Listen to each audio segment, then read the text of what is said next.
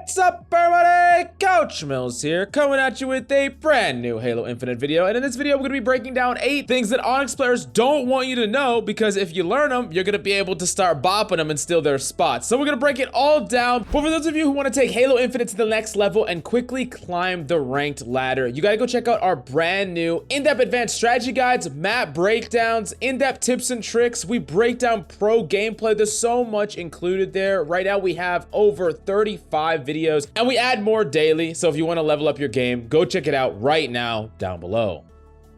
Now, the first tip really separates the decent players from the god tier players, and it has to do with your teammate and situational awareness. Ultimately, you have to understand your position relative to your alive teammates. If you're somewhere stranded and there's no teammates nearby, if any enemies stumble upon you, you're more than likely going to die for absolutely free. If your teammates are dead, it's probably a good idea to start backing up and wait for their respawns. If your teammates are spread, it's a very good idea to regroup with them, or at the very least understand their positioning relative to the enemy's positioning as well. I'm not saying that you can never take an off angle or a flank or make a play by yourself. You just have to understand where enemies are and where your team is. Otherwise, what you're going to end up doing is getting in a situation where, 1, you get shot from surprise, or there's way too many enemies that you're not ready to deal with, or 2, you have no backup or a retreat plan towards your teammates because you weren't really tracking where they were at all. Now, this leads me directly into the next thing that you absolutely need to understand. Every single fight that you take needs to be at an advantage in some way.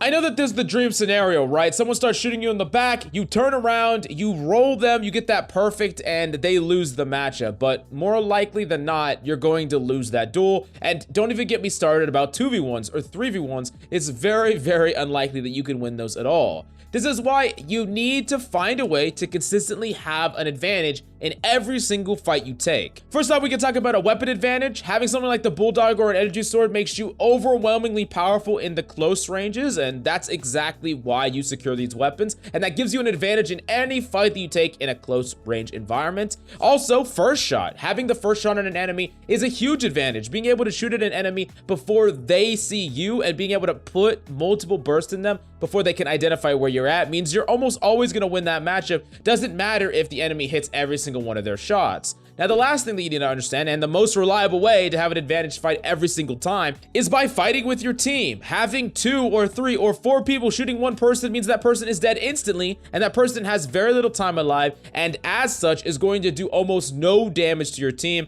Meaning, if you could take like a 3v1 4 different times, your team would win without losing anyone, which is absolutely amazing. Now, I know what you're going to say. You're going to say, oh, I don't control my teammates. I can't ever set it up to where they come and push with me. This is why you just need to be aware of their position so that you can use their pressure as well. And you don't necessarily need to set up coordination. You can just use the fact that they're alive and they're shooting at the enemy to your advantage. Now, the next thing that we need to talk about in this video is the fact about spawning, because a lot of times people have no idea how spawning works in this game, and they're like running alone somewhere and then 3 people spawn near them and they die, right? The important thing that you need to understand is that enemies will actually spawn on the opposite side as far away from the grouped amount of teammates that you have. So let's say, for instance, you and your 3 teammates are on freaking A site on streets, right? The enemies are gonna spawn out of LOS somewhere either on C site, or they're gonna spawn between C and B.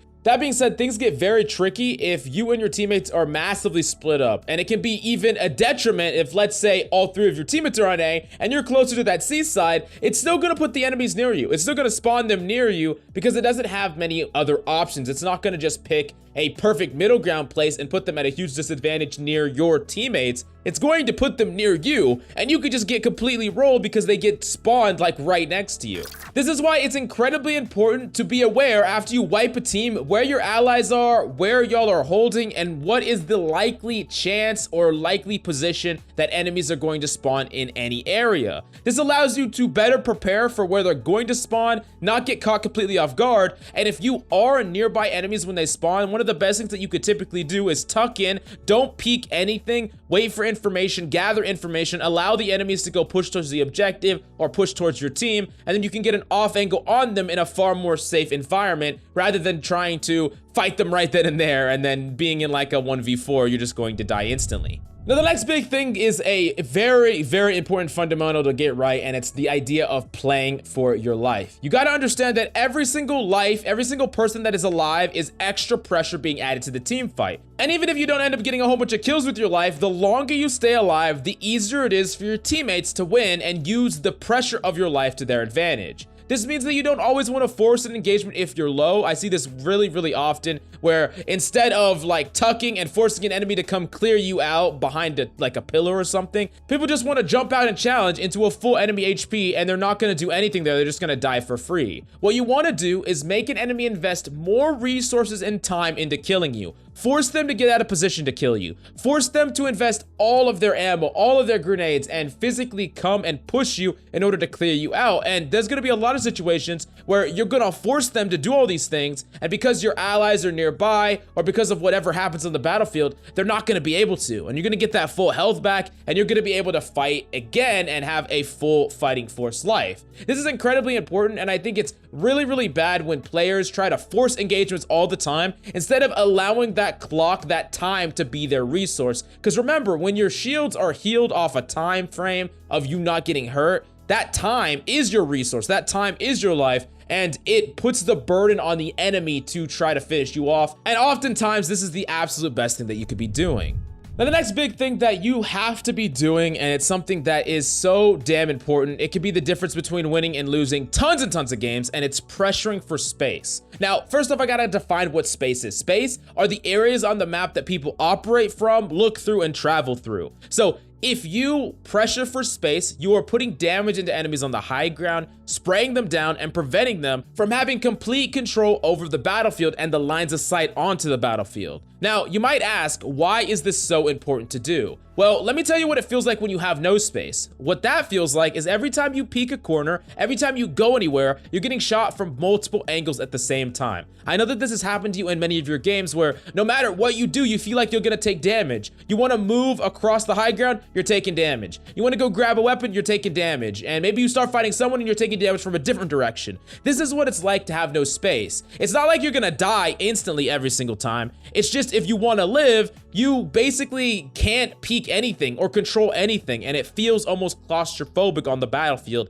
And that's exactly what you need to be fighting for. And typically when you feel this way, it's because you and your teammates haven't pressured for space enough. And it's very important for you as an individual player in ranked to identify when your teammates aren't fighting for that space, and that needs to be your job. And that means disregarding a lot of the objectives. That means not trying to go for crazy kills. What it does mean is making sure that that middle area, middle space, power weapons, and lines of sight are all cleared up, and the enemies aren't allowed to control that for absolutely free, because I promise you, if you don't do this, the enemies are going to be able to win just without even trying, and it's going to be a complete stomp. Now, the next thing that we got to talk about is making sure that you spend time and resources to gather any item or advantage. Oftentimes, the power weapons get all like the big praise, right? Of course, the Spanker and the Overshield, these are great ones. But in general, every single ability, item, weapon on the battlefield is worth contesting in one way or another. This means simple things like thrusters or even grenades can be really powerful tools, and this goes double when you talk about the items that are in neutral space. Let's take Bazaar for example. There are dynamo grenades right in the middle of the battlefield, and if you grab those grenades, not only are you adding a powerful tool to your team that can contest double doors or can contest under shotgun, but you also deny that to the enemies as well. And it's very important that every single thing on the battlefield is like a finite resource, right? It's not something that is indefinite, and if you take something, the enemies can't have it as well. So it's really important that you are fighting for every single item. You're fighting for things like thrusters, you're fighting for certain grenades, you're fighting for even manglers, and you're basically making it so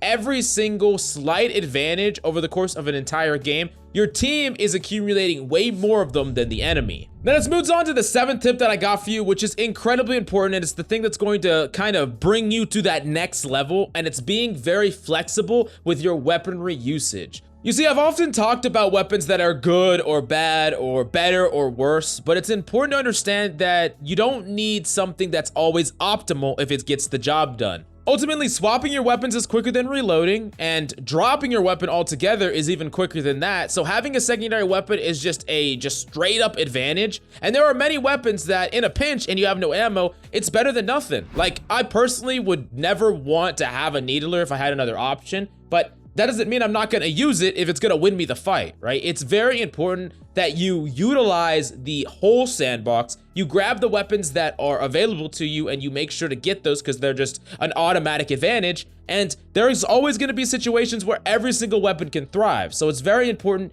that you're not just one tricking just a couple of weapons. Sure, you have preferences and optimization, but it's important that you also have proper routing and you use what you have access to. And sometimes you can't get that optimal weapon that's on the other side of the map. So you have to make do with a weapon that you just passed by. And a lot of people are just leaving those on the wall because they would rather not use them, when that's just the absolute wrong thing that you should be doing.